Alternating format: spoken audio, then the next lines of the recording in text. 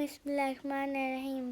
السلام علیکم محترم ناظرین و کرام، امید کرتی ہوں آپ سب خیریت سے ہوں گے۔ میری دعا ہے پروردگار عالم بحق 14 معصومین علیہ السلام آپ سب کو اپنی حفظ و امان میں رکھے، آمین۔ چلیے دیکھتے ہیں آج مولانا صاحب کیا بیان فرماتے ہیں۔ دعا کی، ذکر کی، ورد کی درخواست کرتے ہیں۔ میری یہ مشکل ہے، آپ کوئی ذکر عطا فرما دیں، کوئی دعا بتا دیں، کوئی تعویذ دے دیں۔ کوئی کہتا ہے مجھے مدتوں سے اولاد نہیں ہے، رزق میں تنگی ہے، کسی کی کوئی پریشانی ہے، کسی کی کوئی پریشانی ہے۔ یہ عموماً معاشرے میں مبتلا بہ چیز ہے۔ میرے ساتھ بھی یہ ہے کہ میرے ساتھ لوگ آتے ہیں یہی مسائل لے کر۔ جو تجربہ مجھے تقریباً سبھی اہل محراب و منبر کو یہ تجربہ ہوا ہوگا اور ہوتا ہوگا، جو لوگ آتے ہیں ان میں سے بیشتر کی نفسیات یہ ہوتی ہے، سائیکولوجی یہ ہوتی ہے کہ وہ ذکر یا ورد یا تعویذ کے نام پر کوئی ایسی چیز چاہتے ہیں کہ جو کسی اور کو نہ ملی ہو، بالکل نئی ہو، بے پناہ تاثیر ہو، کچھ عجیب سی ہو۔ اگر کوئی مانوس ذکر آپ بتا دیں تو وہ مرجھا جاتے ہیں، وہ سمجھتے ہیں کہ مولانا نے توجہ نہیں کی، ہمیں کوئی چیز بتایا ہی نہیں۔ غور فرما رہے ہیں آپ؟ مثلا بہت سے حضرات آتے ہیں، میں آپ کو یہاں پر ایک روایت ذکر کروں اور اس کے بعد قرآن مجید کا حوالہ دے کر آپ کے سامنے اس بات کو واضح کروں۔ میرے پاس بہت سے حضرات آئے کہ مولانا شادی ہو گئی اور ایک مدت گزر گئی مگر ابھی تک اولاد سے محروم۔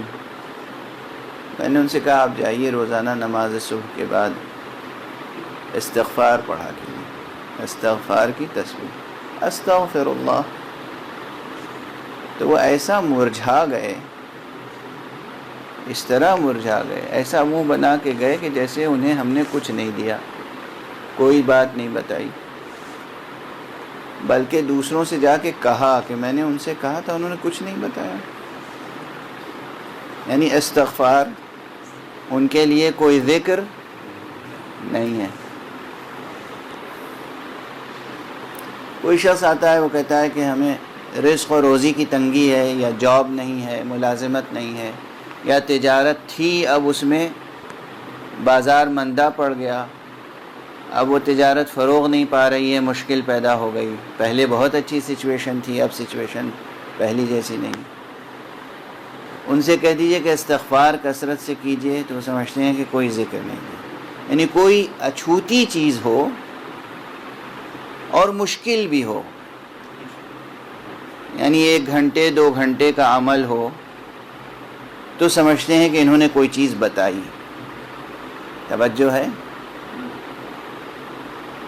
یہ عوامانہ سوچ ہے، عامیانہ سوچ ہے۔ اب میں اس مثال کو پھیلا کر بیان کرنے کی ضرورت نہیں محسوس کرتا، اس لیے کہ آپ سب حضرات ذہین ہیں اور آپ کی ذہانت و فراست پر بھروسہ کر کے نتیجہ بیان کیا جا سکتا ہے۔ اب قرآن مجید کی طرف آئیں اور جناب امیر المومنین علی ابن ابی طالب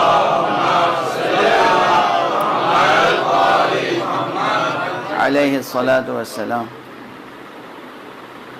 کی اس روایت پر توجہ فرمائیں کہ حضرت جب ان کا خلافت ظاہری کا زمانہ تھا، عام اصطلاح میں،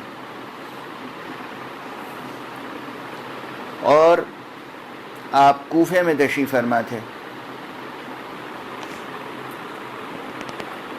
جناب ابن عباس ان کے پاس بیٹھے ہوئے تھے۔ جناب ابن عباس بھی معمولی شخصیت نہیں ہے،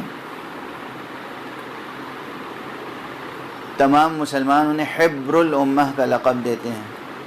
حبر یعنی عالم، بڑے عالم کو جو فی الواقع عالم ہو اسے کہتے ہیں حبر، اس کی جمع ہے احبار، قرآن مجید میں بھی یہ کلمہ آیا ہے، حبر الامہ۔ اب یہ لقب ان سے کیوں مخصوص ہو گیا، اس کا سیاسی پس منظر کیا ہے، وہ سب بحثیں الگ ہیں، لیکن کہا جاتا ہے حبر الامہ حضرت ابن عباس۔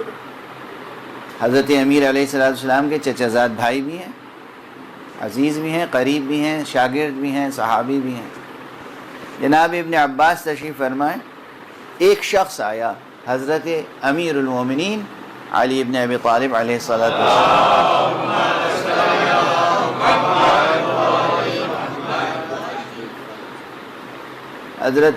حضرت سے اس نے درخواست کی، یہی درخواست، یا امیر المومنین اولاد نہیں ہے، آپ نے فرمایا جاؤ کثرت سے استغفار کرو۔ چلا گیا۔ اس کے بعد چند حضرات آئے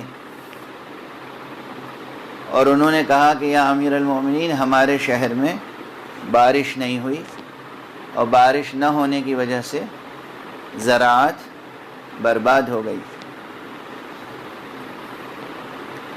حضرت نے فرمایا جاؤ کثرت سے استغفار کرو۔ اس کے بعد کچھ لوگ آئے دوسرے شہر سے، ظاہر یہ حکومت کا زمانہ ہے، کوئی یمن سے آ رہا ہے، کوئی مصر سے آ رہا ہے، کوئی بحرین سے آ رہا ہے، کوئی عراق سے آ رہا ہے، کوئی ایران سے آ رہا ہے، جہاں تک مملکت اسلامی ہے سب رجوع کر رہے ہیں جناب امیر المومنین علیہ الصلوۃ والسلام سے۔